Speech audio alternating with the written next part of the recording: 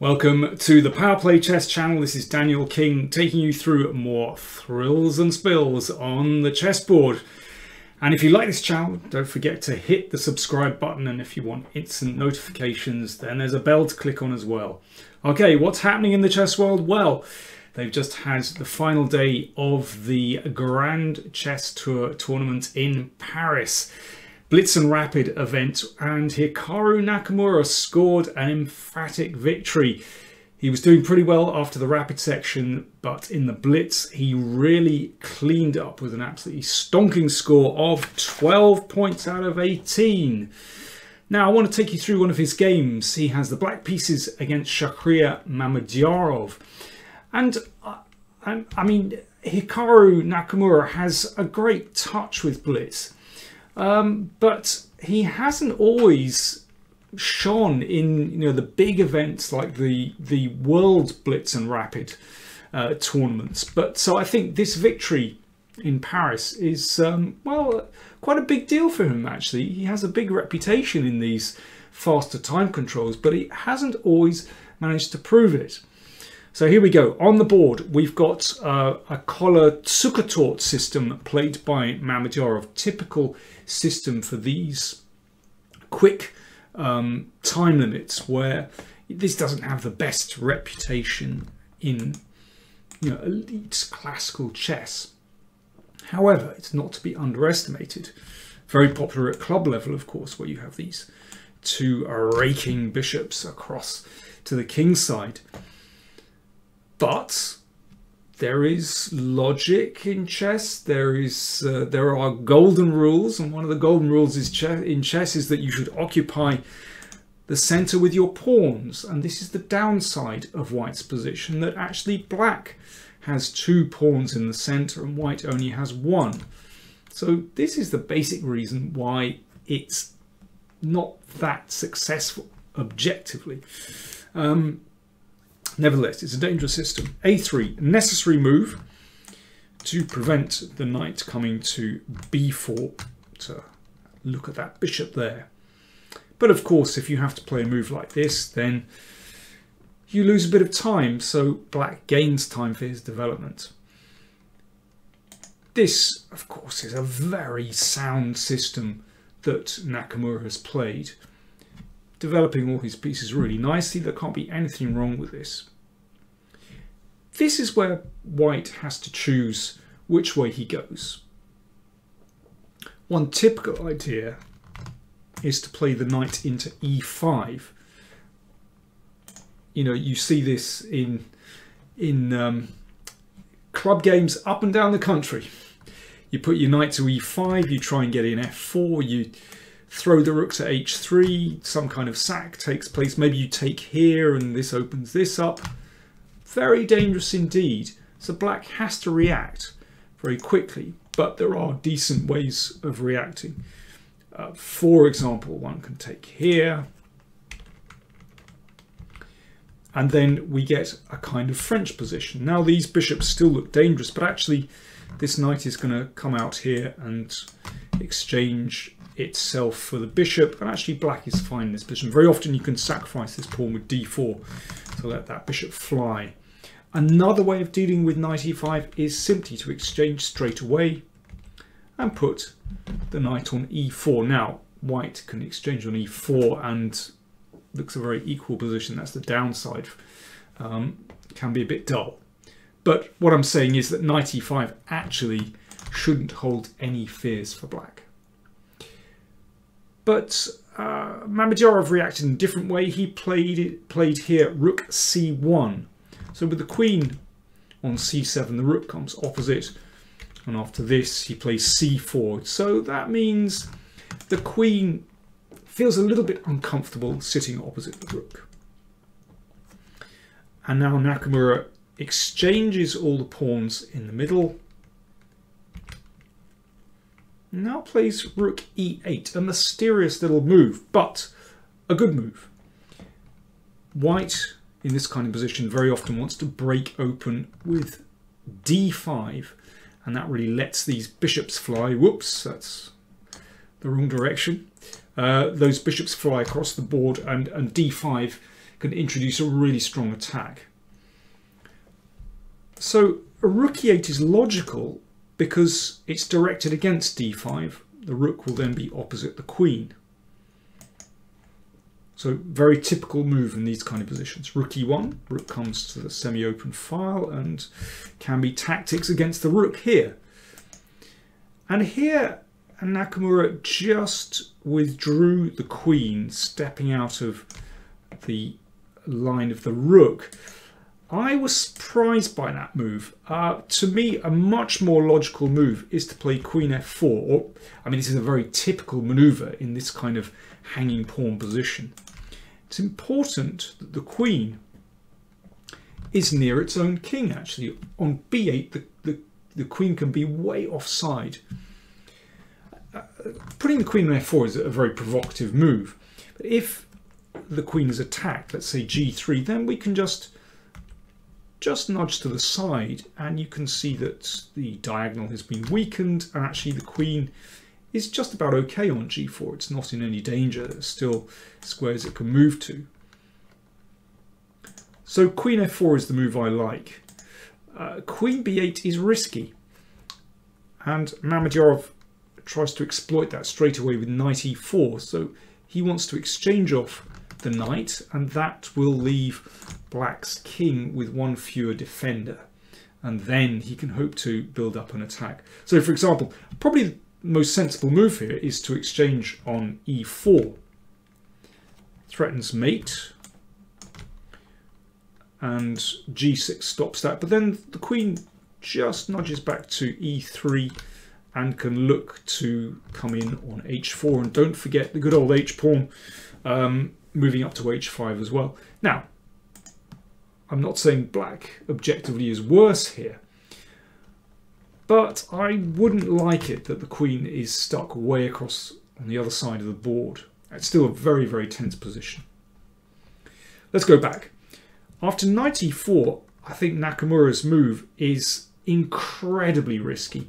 He played knight a5. So that opens up the bishop's diagonal. That's the good news.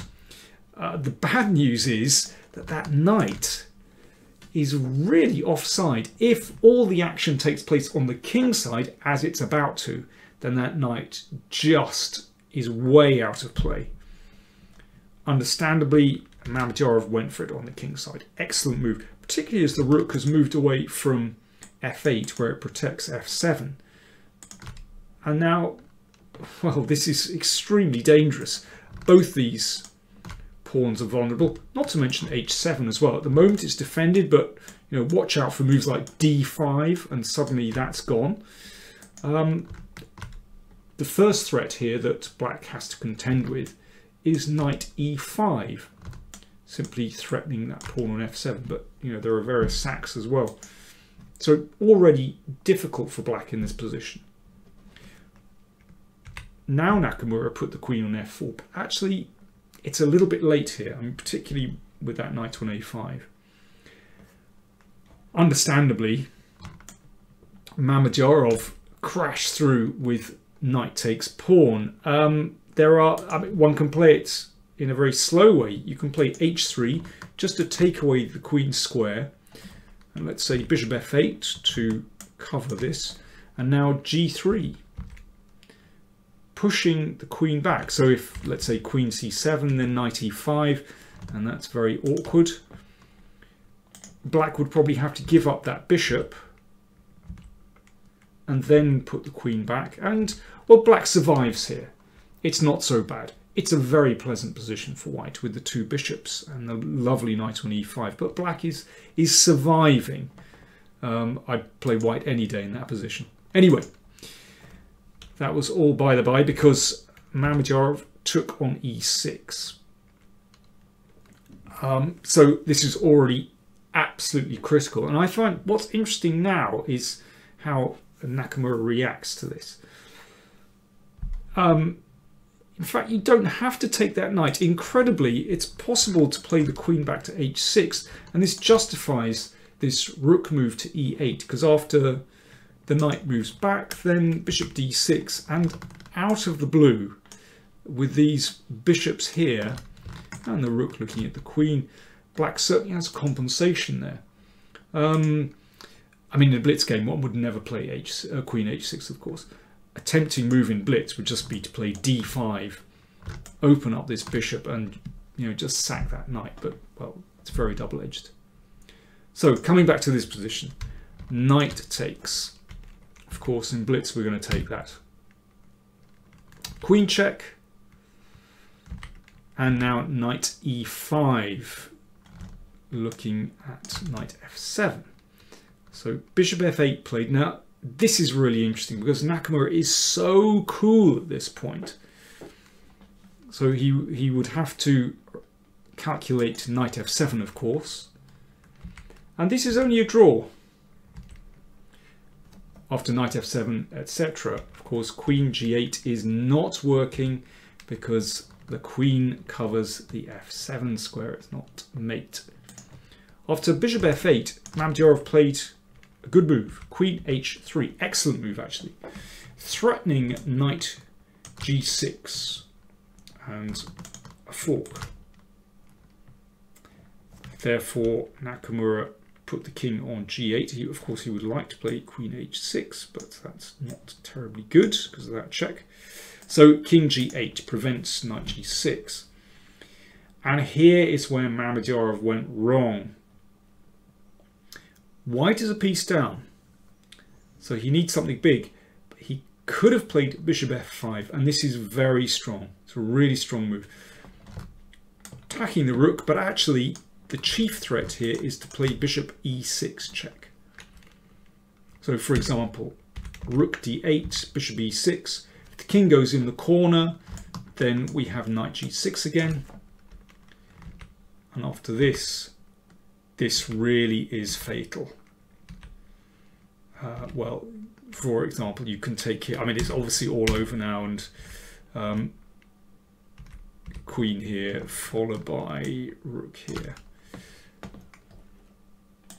And if h6, then, well, lots of good moves here, but knight g6 is very strong. And now d5, and this gives white an absolutely crushing attack with this bishop coming into play, and bishop f5 still possible in this position. Excuse me, bishop e6, bishop coming from f5, still possible in this position.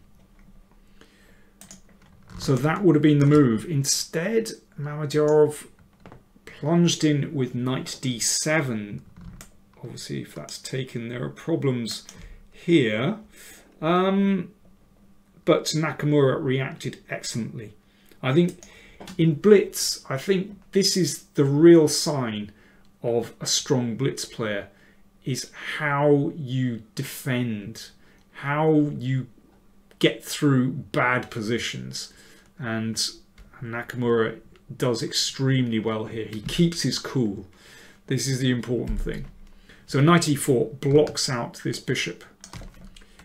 And f3, trying to open up things again, but knight g5 attacks the queen and defends the pawn on h7. Queen moved. Now, there are well, this is a very good move, followed by queen d2. But Nakamura played rook e3, also very strong.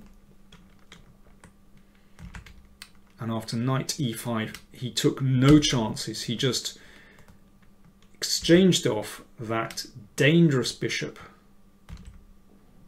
He was a piece up, so he can afford to just give back a little bit of material. And he spotted some nice tactics. So first of all, of course, this knight is on. This knight could finally return to play, but also he's looking at moves like knight f3 with a discovered knight 3 check and a discovered attack here. Therefore, d5 blocks out the bishop on b7. So after knight f3, you can just play queen takes. But the knight returns from the wilderness, attacking the bishop. And bishop takes. And black's pieces coordinate finally. And this is a winning position. Rook c6 is turning here. Knight f2. Here, not quite sure why Hikaru declined to play rook h6. There's obviously something he didn't like, but this is convincing. Threatening mate. In any case, he played queen g6. It's a safe move. Sometimes playing a quick, safe move in Blitz is a good practical option. And obviously, if the queens are exchanged, black has a winning endgame with 2 minor pieces against the rook and well coordinated. That's important. Mamedyarov declined the exchange, but then knight e3 is a very strong move, so that if rook takes, we've got rook takes rook here, and after rook takes, knight takes queen. Now some forced exchanges, and here Mamedyarov actually resigned. Let's see what would happen. King g1, well, a couple of options, but let's go with this one. If king here, then there's bishop c4 check, so the knight has to be taken. Check. And now the king can be pushed to an unfortunate square. So we save the knight, and black is left with bishop and knight against rook plus these pawns here. It's a completely winning position. I can quite understand why Mamedyarov resigned. Well, I don't even know the clock times, to be honest. So I mean, maybe Mamedyarov was losing on time as well. In any case, this is a completely winning endgame for black. So as I said, Hikaru Nakamura was a very convincing winner. Karyakin also performed well in the Blitz, but not quite as good as Hikaru. So he finished in second place. He was second in Belgium as well. But you know, he's a consistent performer.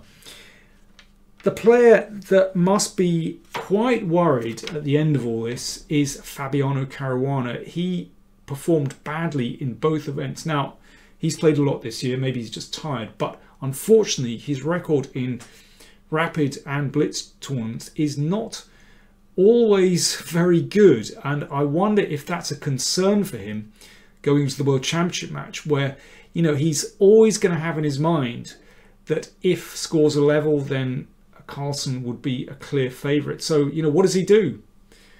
Does he try to improve in the next few months, or should he try and finish the match in the 12 games? What should he concentrate on over the next few months?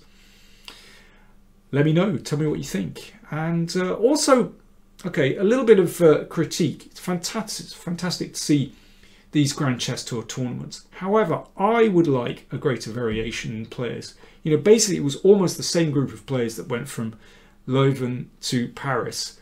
It was like a repeat of the event, basically. Why not invite players from the top 50? Mix it up a bit. You know, these elite players, these top players, have loads of tournament invitations, but the players in the top 50, it's not so easy for them. But there are some fantastic players who would also perform well. Who do you want to see in these tournaments? Let me know. Okay, thanks for watching. More videos coming your way soon.